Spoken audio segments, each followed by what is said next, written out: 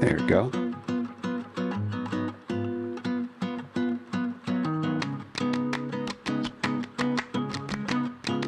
Okay. Hey, Pops. So it's the end of the first week of 2024, and I was thinking about a conversation that I had yesterday with a client. She was getting very upset that she wasn't lifting the weight that she normally does in her lifts. And I remember telling her, and I had to remind myself actually this morning on my run this morning, that we don't want perfection to be the enemy of good enough. And what do I mean by that? So in thinking about my client, she was getting frustrated that she wasn't lifting the weight that she wanted to lift. And I simply told her, like, hey, this is just a sign that your body is telling you that it may not be the day that it wants to lift that specific weight. And so even though your mind may want to do it, your body's sending you signals that it doesn't want to, and that's okay. It's okay if we drop the weight and continue the reps and sets that way, because we know we're going to come back to the workout. If we allow ourselves to regress when we are receiving the signals that we need to regress, then ultimately long term we'll grow, right? Everything is not just linear, right? There's like some flows and ups and downs that we want to listen to the signals of when we need to rev things down. It's okay, because we're going to get back to it and we're going to come back stronger. I had to remind myself this morning about that with my running. I was feeling pretty beat up from yesterday's workout. I had a hard progression run, 8 miles, followed by a strength training session. And this morning I just didn't feel like running the full 7. So I ended up just running 6 miles. I still did my push-ups and pull-ups afterwards. And it's fine, because I know I'm going to run a little bit harder tomorrow. So I'd rather allow myself that time to decompress, recover, so then I could have a better workout Saturday versus dragging it along into Saturday and maybe not having as good of a run on my longer day, on my effort day, than if I took more time to recover. So again, one of the things that I'm thinking about here in 2024 is to not let perfection be the enemy of good enough. Because again, I know I'm going to run the miles. I know I'm going to do the workouts, all that good stuff. So if your body's saying, hey, let's chill out, it's all good. All right, we'll get off that topic. We are getting ready to make a smoothie here. And then let's talk a little bit about 2024 goals and upcoming races for the year. I got this new peanut butter from Whole Foods. Comes in this container here. It says Sunridge Farms Honey Roasted Peanut Butter. See if you can see that there. If you have a chance to check it out, it's pretty good. The honey gives it a nice little like sugary flavor, some natural sugar there. Sometimes I'll put it on my bread that I'll have for my pre-workout before strength training sessions. But for the most part, just do a big scoop here, and that goes into the smoothie here. All right, so let's talk a little bit about some of the goals for 2024.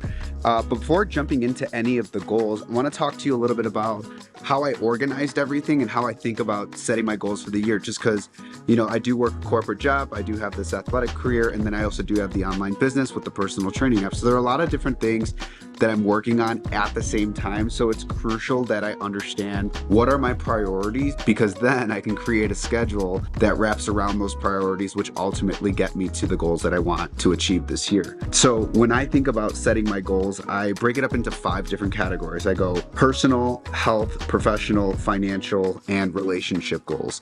No particular order.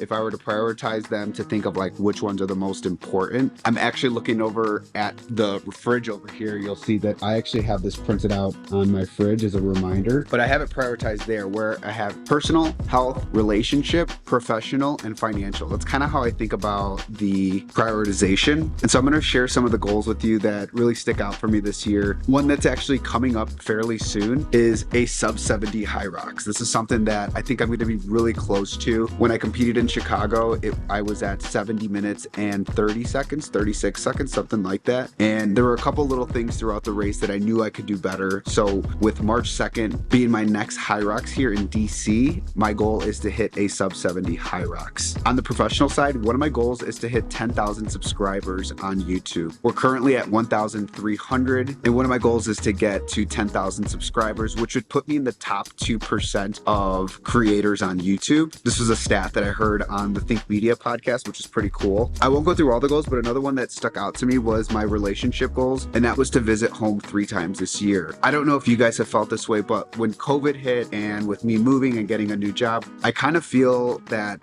a lot of my life just kind of was focused on work and training, and it was really hard to do anything. And I feel like I got into this rhythm of just focusing on those things. And after being home for the holidays this past year, it was really nice to just like decompress, get out of my schedule, get out of Colorado, and just really be around my family. And I want to feel that more in 2024. So I put a goal for this year to visit home back in Chicago 3 times this year. And the last one I'll share here on the personal side is to create 1 video a week. So this kind of ties with the professional piece of reading the 10,000 subscribers and have a bigger presence on YouTube. I need to create more content. Creating content for me is actually a very therapeutic thing because it's not a physical demand like running or strength training, but it also allows me to tap into my creative side and really focus on storytelling. And so with that, one of my personal goals was to create 1 video a week to share with you guys on YouTube. So to kind of zoom out, again, the 5 categories is health, professional, financial, relationship, and personal.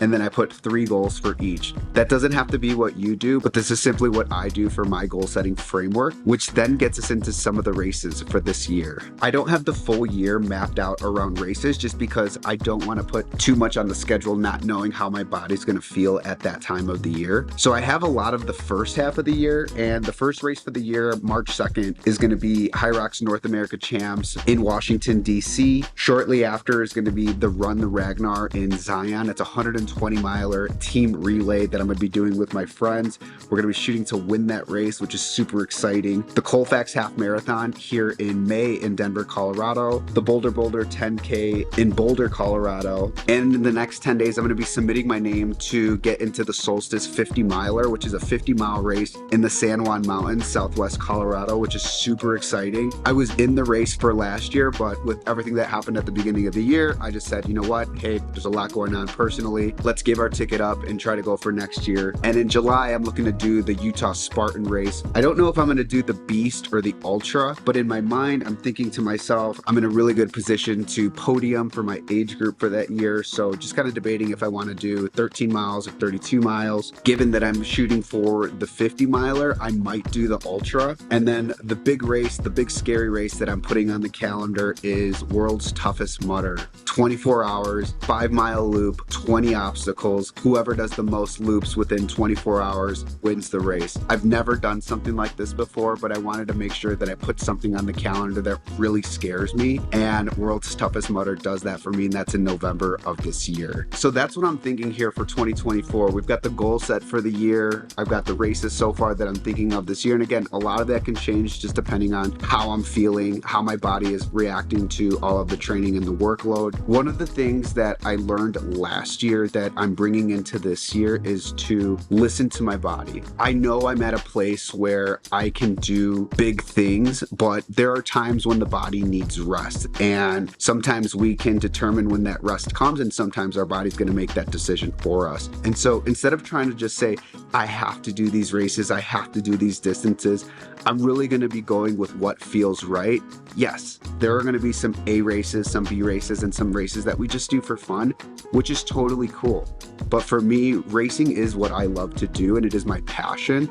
And I never want it to feel like it's something that I have to do, but something that I get to do. And I always want it to be super enjoyable. That's why I didn't really have anything for the back half of the year besides World's Toughest Mudder, because I want to listen to my body. I want to make sure that I'm honoring it, making sure that I'm training as efficient as possible, and of course, staying healthy and having fun while doing it. But if you guys have any questions around some of the races, if these are races that you guys are going to be doing this year and want to connect, I'm always trying to get people together so we can get like Airbnb houses together, as it's always more fun to have people there.